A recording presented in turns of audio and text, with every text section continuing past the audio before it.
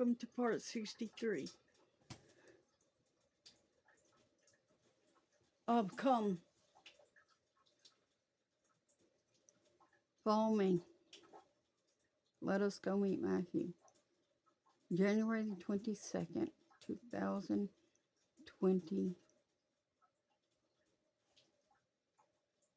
2025 by man's calendar.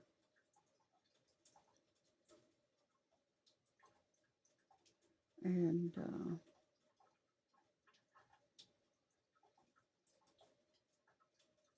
so, anyways,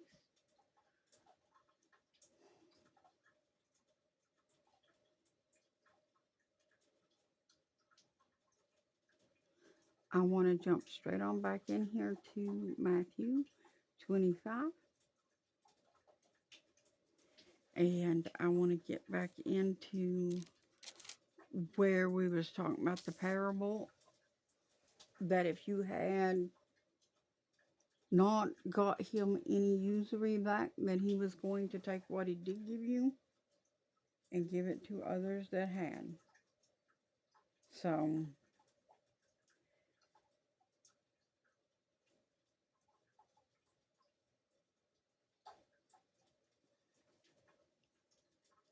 a lot of y'all probably think, oh, that doesn't sound like Jesus at all. Why would he take away from them that don't have? Well, hello, if he gave you something to work with and you didn't work with it to grow it more, why should he continue to give you anything? You wasting it. Or putting it up on your shelf or something, sticking it in your pocket or something, and just holding on to it, not letting it do nothing. Why should he give you anything else? He won't. The time for that is done. This is about harvest time. This is when he's going to thrust in his sickle. And y'all going to be left clinging to the vine. Because you're the grape harvest. You're going to be the blood up to the bridles on the horses in Armageddon. That's what you're going to be.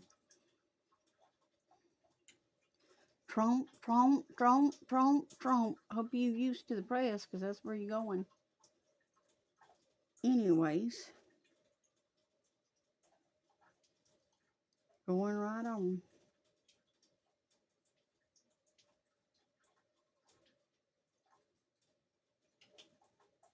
When the Son of Man comes in his glory, and all the angels with him, then shall he sit upon the throne of his glory. This is verse 32. And before him shall be gathered all nations, and he shall separate them one from another, as a shepherd divides his sheep from the goats. And he shall set the sheep on his right hand, and the goats on his left. The goats being the unbelievers.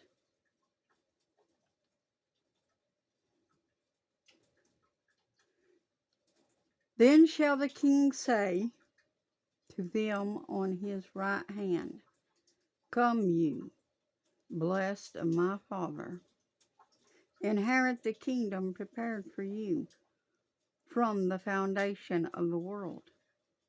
From the foundation of the world, this kingdom was being prepared. How many of you really pay attention when you read these things? It pays to pay attention. You learn things. But some of y'all be like, oh no, my mind can't comprehend that. God knew the end from the beginning. He knew exactly how he was going to end things out from the very beginning.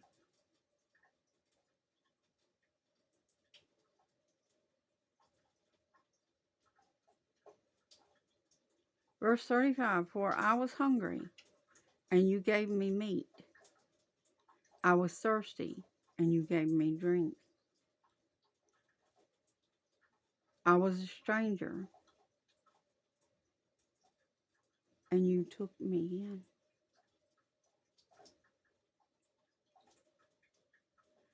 I was a stranger, and you took me in.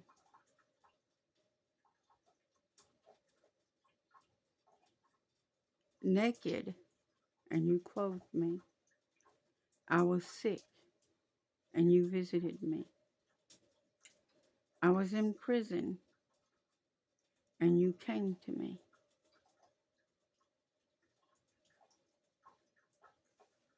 Could you imagine the Lord being in any of these places?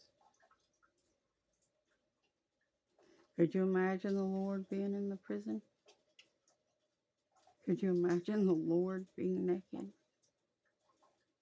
and destitute? Could you imagine the Lord being sick and shut in? He was. Did you come? Did you take him in? When he was alone and a stranger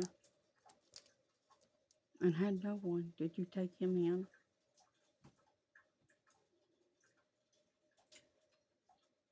Then shall the righteous answer him, saying, Lord, when saw we you hungry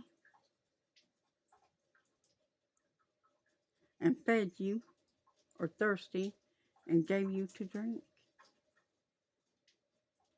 When saw we you a stranger and took you in, or naked and clothed you? Or when saw we you sick or in prison and came to you? And the king shall answer and say to them, Verily I say to you, inasmuch as you have done it to one of the least of these my brethren, you have done it to me. He called us his brethren there. When you have done it to the least of these my brethren, you have done it to me. And then he shall say also to them on the left hand, Depart from me, you cursed, into everlasting fire, prepared for the devil and his angels. See who the Lord's calling them now? The devil and his angels. Because if they're going into everlasting fire, that's exactly who they are. Y'all don't comprehend that, though. You're not understanding it. You're not paying attention to what God is saying.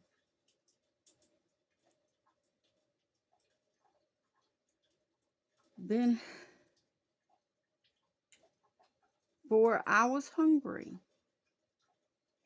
and you gave me no meat. That means food.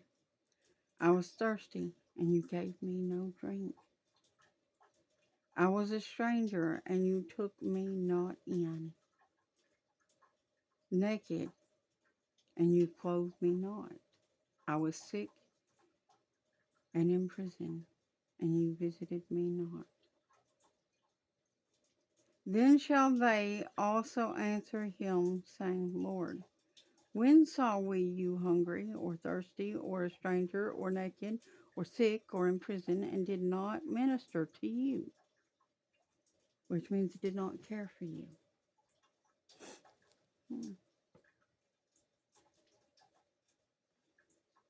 Then shall he answer them, saying, Verily I say to you, inasmuch as you did it not to one of the least of these, you did it not to me.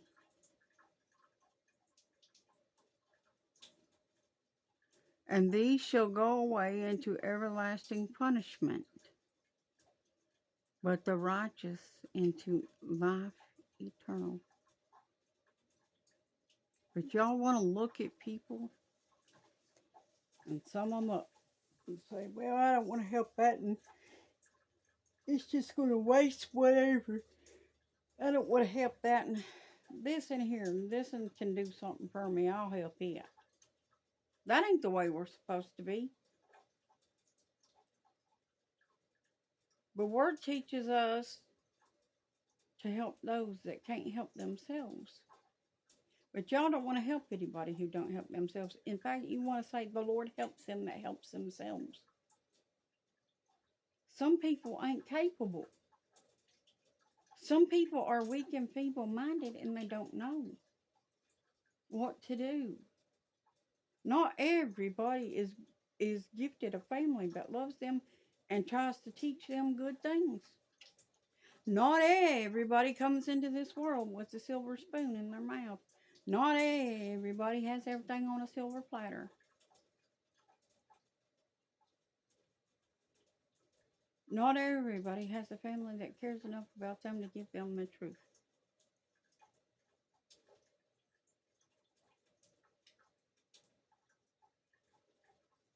Not everybody.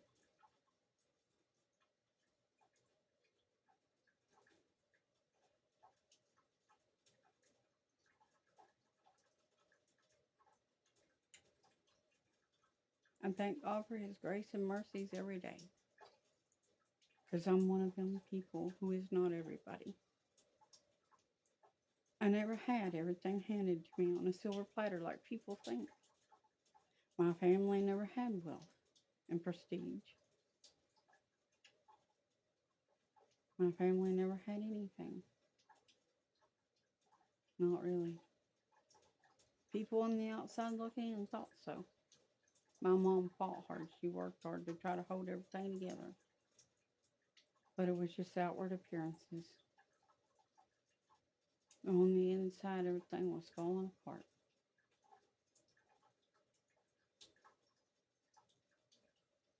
You envy things you know not what. You think everybody's got it better than you. And you envy people for what little scraps they obtain. When some of you live like kings in king's courts. And some of us would just be grateful for the scraps that fall from your table.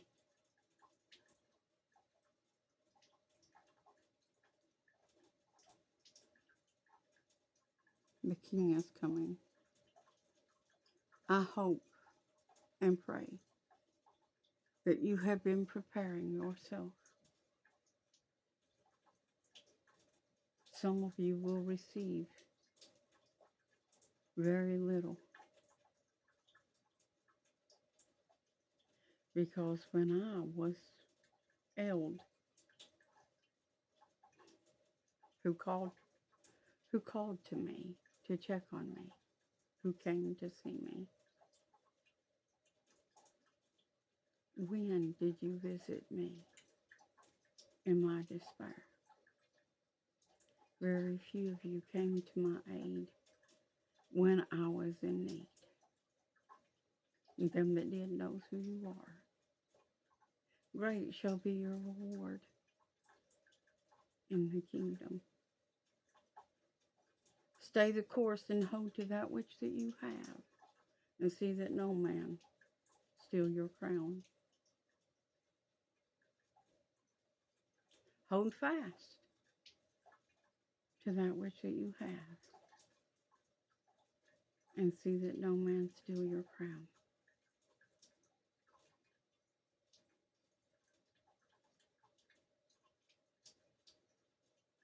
One, two, the prophets are coming for you. 3, 4, can't shut this door. 5, 6, this you can't fix. 7, 8, you're too late. 9, 10, Jesus wins. The beast system is setting up. If you cannot see that, you are blinded. Hope you're prepared for what's about to come. Church, I hope you're ready to go home. That's not far off. Not as far as you think. If you look at the policies they're implementing now, you will see why. The iron and clay does not mix. Come out of your sorceries and repent of your wickednesses while you still have time. Keep Acts 2:38. Acts 19:1 through 6. See you in the next part when I get a chance to get it up.